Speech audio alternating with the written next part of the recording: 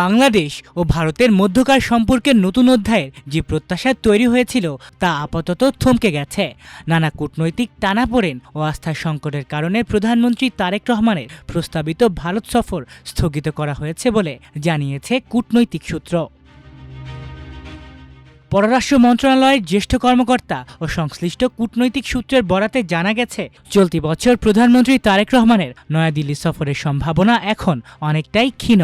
দুই দেশের সম্পর্কের গুরুত্বপূর্ণ কিছু বিষয়ে অগ্রগতি না হওয়া এবং পারস্পরিক আস্থার ঘাটতির কারণে এই সিদ্ধান্ত নেওয়া হয়েছে। বাংলাদেশের জন্য ভারতের সঙ্গে প্রধানমন্ত্রীর রাষ্ট্রীয় সফর বরাবরই অত্যন্ত গুরুত্বপূর্ণ একটি কূটনৈতিক ঘটনা হিসেবে বিবেচিত হয়। ভৌগোলিক অবস্থান, অর্থনীতি, নিরাপত্তা এবং আঞ্চলিক রাজনীতির কারণে ঢাকার কাছে দিল্লির সঙ্গে সম্পর্ক অত্যন্ত গুরুত্বপূর্ণ হলেও এই সম্পর্কের মধ্যে রয়েছে দীর্ঘদিনের কিছু অমীমাংসিত বিষয়। এর মধ্যে সবচেয়ে বড় ইস্যু হিসেবে রয়েছে অভিন্ন নদীর পানি বণ্টন। গঙ্গার পানি বণ্টন চুক্তির মেয়াদ চলতি বছরের ডিসেম্বরে শেষ হওয়ার কথা। ঢাকার পক্ষ থেকে চুক্তি নবায়ন ও নতুন সমঝোতার আগ পর্যন্ত বর্তমান চুক্তি বহাল রাখার অনুরোধ জানানো হলেও দিল্লির পক্ষ থেকে এখনও স্পষ্ট কোনো উদ্যোগ দেখা যায়নি বলে অভিযোগ রয়েছে। বাংলাদেশের নীতি নির্ধারকদের একটি অংশ মনে করছে, তারেক রহমান সরকার দায়িত্ব নেয়ার পর ভারত নতুন সম্পর্কের কথা বললেও বাস্তবে সে অনুযায়ী দৃশ্যমান পদক্ষেপ নেওয়া হয়নি। কূটনৈতিক সূত্রগুলো বলছে, একটি উচ্চ পর্যায়ের রাষ্ট্রীয় সফরের জন্য যে ধরনের পারস্পরিক আস্থা প্রয়োজন, বর্তমানে সেই পরিবেশ তৈরি হয়নি।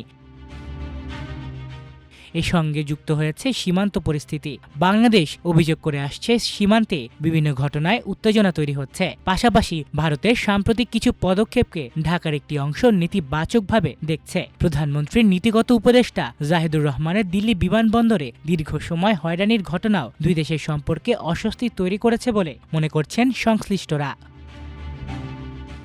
এছাড়া সাবেক বিতর্কিত প্রধানমন্ত্রী ফ্যাসিস্ট হাসিনার ভারত অবস্থানও ঢাকা দিল্লি সম্পর্কের অন্যতম আলোচিত বিষয় হয়ে উঠেছে। বাংলাদেশ সরকার ফ্যাসিস্ট হাসিনাকে দেশে ফেরত পাঠানোর বিষয়ে একাধিকবার ভারতের কাছে অনুরোধ জানিয়েছে, তবে এ বিষয়ে এখনও কোনো স্পষ্ট সিদ্ধান্ত জানায়নি নয়াদিল্লি। ভারতের মাটিতে অবস্থান করে ফ্যাসিস্ট হাসিনার রাজনৈতিক কার্যক্রম চালানোর সম্ভাবনা নিয়েও ঢাকার মধ্যে উদ্বেগ রয়েছে বলে জানা গেছে। বিশ্লেষকদের মতে, দীর্ঘদিন ধরে ভারত ও আওয়ামী লীগ সরকারের মধ্যে ঘনিষ্ঠ সম্পর্ক ছিল, তবে নতুন রাজনৈতিক বাস্তবতায় দিল্লিকে এখন বাংলাদেশের নতুন সরকারের সঙ্গে সম্পর্কের ভারসাম্য খুঁজতে হচ্ছে। এদিকে বাংলাদেশের কূটনৈতিক অগ্রাধিকারে পরিবর্তনের ইঙ্গিত পাওয়া যাচ্ছে। ভারত সফরের আলোচনা স্থগিত হওয়ার পর প্রধানমন্ত্রী তারেক রহমানের জাতিসংঘ সাধারণ পরিষদের অধিবেশনে যোগদান, পাশাপাশি জাপান ও সৌদি আরব সফর নিয়ে বেশি গুরুত্ব দিচ্ছে পররাষ্ট্র মন্ত্রণালয়। সম্প্রতি নয়াদিল্লিতে বাংলাদেশের হাইকমিশনার পদে পরিবর্তনও দুই দেশের সম্পর্ককে নতুন কূটনৈতিক দৃষ্টিভঙ্গির ইঙ্গিত দিচ্ছে বলে মনে করছেন পর্যবেক্ষকরা। আলিফ চৌধুরী, আমার দেশ।